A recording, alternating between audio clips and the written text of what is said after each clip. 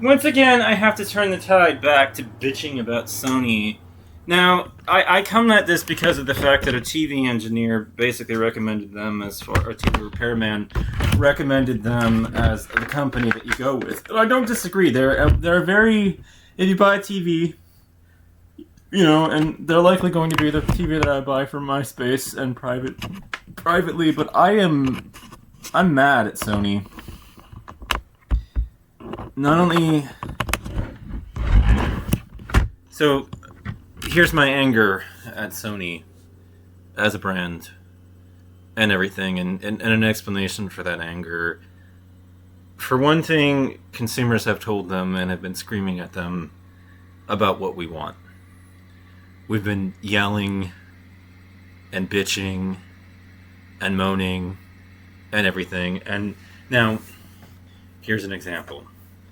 I'm not a fan of the Bloodborne franchise, but I know of plenty of YouTubers who are a fan of the Bloodborne franchise, and instead of having the people who worked on Demon Souls make a Bloodborne remake, instead they decided that they were going to pivot to offering the staff at these companies over to work on live service titles. And this is what they've got 12 different projects, two of which, like Divinity 2, have, and I forget what the other one was, have managed to even gain any measure really of success, and 10 failures later, and they're still doubling down on this approach as if they just throw enough shitty eggs at the wall, eventually something's going to stick and everything, and they're just not listening.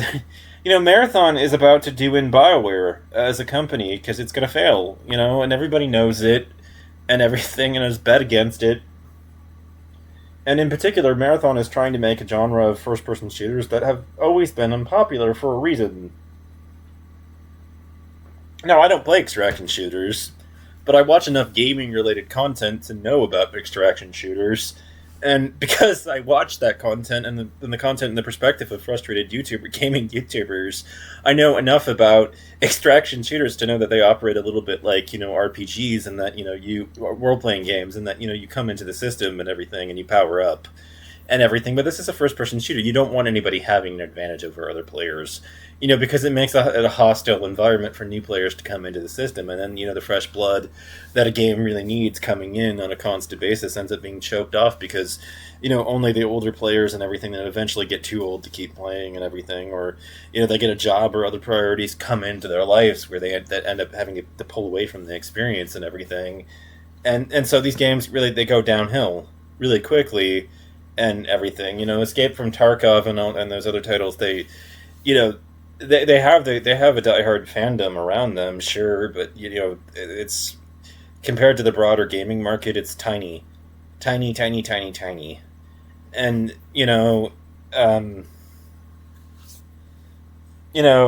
it just, watching them, the guys that made Halo and everything, try to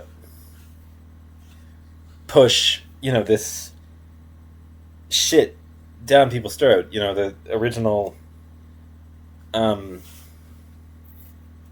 remake of Marathon and everything, and to do this because Sony they're redirecting a lot of their staff at this point to the live service pivot at the company, and nobody's asking for this. In fact, I can find a multitude of videos where people are complaining that they reassigned all these people instead of having them work on the Bloodborne remake, for instance. I can find a video talking about how the fifth generation PlayStation, didn't happen. Where are the games, and where are the exclusives, especially for this system?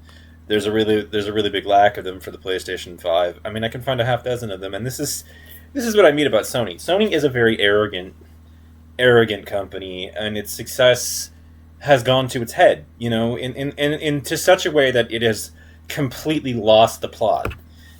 For one thing, no gamer anymore cares about graphics. We might care about how fast your game runs. Does it run at 60 FPS, for instance? But we don't care about the fucking graphics anymore and how high quality they are and how beautiful the project is anymore. If it's something we want to play, that's, it has a compelling story from my end, I'm going to play it. If it's got a strong story like Final Fantasy VII did, I'm going to play it. That's just the fucking, and it's an RPG. I'm going to play it. I'm going to adopt it, at the end of the day. But, Sony got it into their heads, all right, because they've been so successful that we must know, as a company, better than the actual customers know, and we're going to offer them something that they can't say no to, because we're going to give them, this experience, because we know better than them what they want. And, this is arrogance in action. It is absolutely conceited behavior, because, in fact, they are completely out of touch and don't know their customer better than their customer knows themselves at all, and are psychotically delusional to think that they do. This is pure psychosis on their part. They have completely lost touch with reality. They don't know their customer better than them. They are deeply ignorant of what their customer wants. They have no fucking clue at all, and they think they do, but this is a fucking delusion. You don't, and you're an arrogant company who thinks you know better, but you don't at all. Sit down, assholes, and be schooled. I'm so fucking done with them. I am boycotting the PlayStation 6 because the 5th generation never happened. I'm sitting there, staring at my PlayStation 5 that hasn't even come out of the box, because the only game that I've found on the system that I have any interest in playing is Metaphor Fantasy, but I played that on my PC. Which was likely a much better experience than it would have been on the fucking console itself.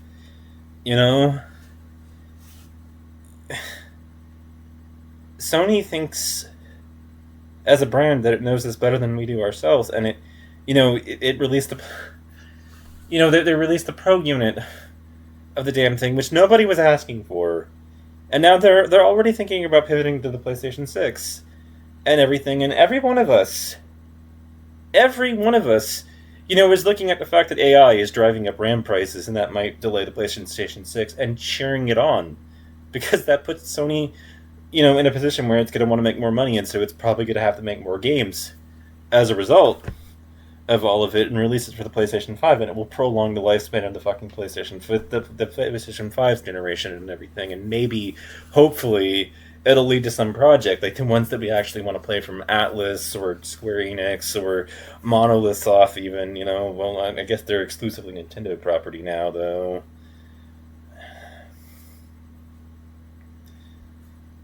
But, and I've said this before, Sony's lost the plot. They've become a very arrogant brand that has had such a successful history and everything, and they've been, Sony is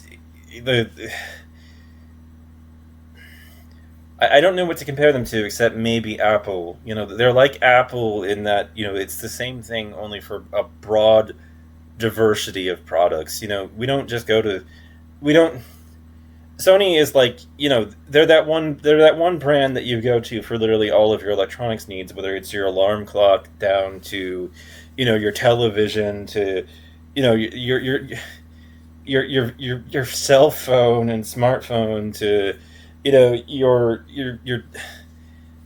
headphones that you have and everything to your camera and everything, and in all these cases they really were in the headspace of their consumers, but in gaming, that's where the arrogance. And everybody understands why they want to do live service. We're all sitting here and everything, and we're thinking about the live service things, and we're thinking, Sony likes this idea because when you have a live service, you can constantly charge the customer, who will pay and pay and pay and pay for like little more than like things like skins for their characters, and it turns into a constant churn of money, and we want to soap up that free money and everything, and that we're going to get all this revenue, but they've 10 projects now have failed, two maybe have succeeded in the live service realms, and I guess they're hoping if they throw enough shit at the wall, a third one will stick and everything. But it's not like in all likelihood, Marathon's going to fail. It's going to take down one of their most legendary developers, along with them, and everything are going to go down in flames. Maybe Marathon will make just enough that BioWare will hold on, you know. But as a scrappy underdog and everything, but I really have some strong doubts at this point. They very well may be done for. They're trying to popularize a genre that has never really been popular. It's not going to work. And I mean, this is really just an example of the monumental arrogance of Sony and how, a brand succeeding as far as Sony has, succeeded historically will start to make a company lose sight of the forest for the trees. I don't know what to say. I mean, I hope this video reaches them. I've tried reaching out to them as a company. They don't listen. They don't reply. I've talked to Asus. I've talked to many other brands. But when I tell Sony, and when I talk to Sony as a company, and I hit them, and I send them a message on Facebook. If I send them a message, I've even tried printing my thoughts and sending it to their headquarters in the United States, and now I'm thinking about printing the same letter and sending it to their Japanese headquarters and everything as an international letter to these people. I don't know what else to do. I've reached out to the US division of the company and told them how I felt about all this stuff. They didn't listen. I didn't get any sort of reply, any sort of acknowledgement, any sort of anything from them.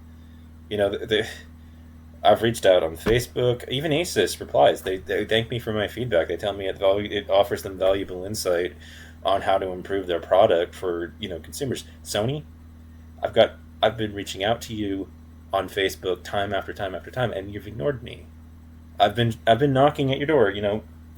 Primarily, the things that I've been telling you have been good news for the company. I mean, I've been ranting and raving to you about how much I love the Xperia phones. I've been saying, that I went with you guys because you kept the micro SD card slot, and every other high-end player abandoned it, and abandoned them as a company, and that I fully intended to import an Xperia to the United States, because of the fact that in my next phone, because of the fact that they had, they had a micro SD card slot on the phone, which every other player had abandoned, and that was important to me, because it meant I could take a huge diversity of files around with me without having to pay extra for cloud services or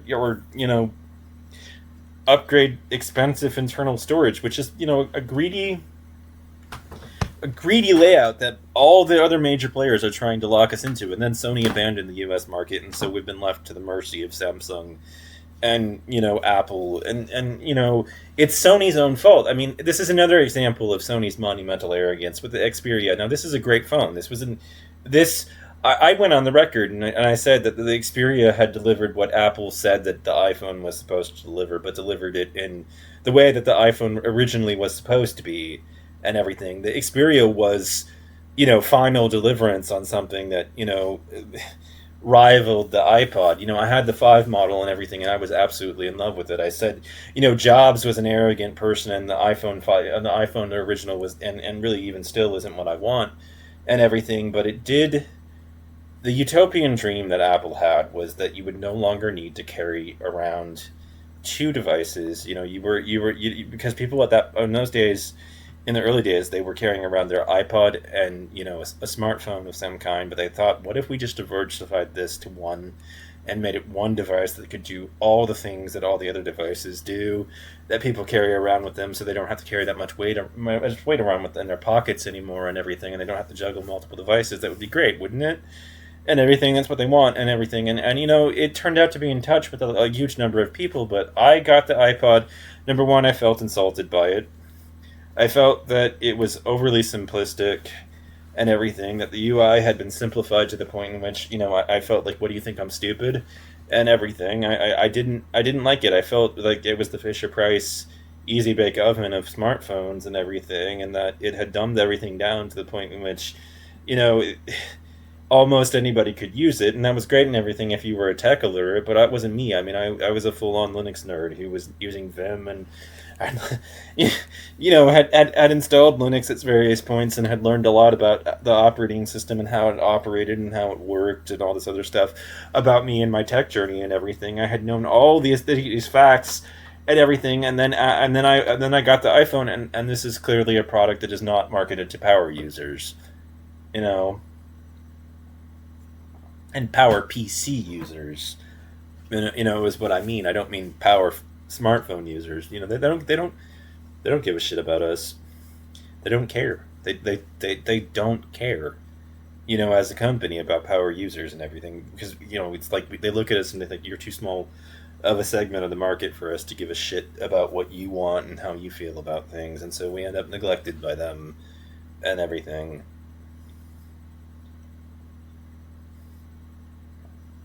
But Sony's doing the same shit. You know, we all know why Sony's gone for the live services titles. They think it's going to be a money drip for them, a constant drip, drip, drip, drip, drip of that sweet, sweet moolah. But Sony's arrogance at this point is going to be the downfall of the company. You've stopped listening to your customers. They're now screaming at you.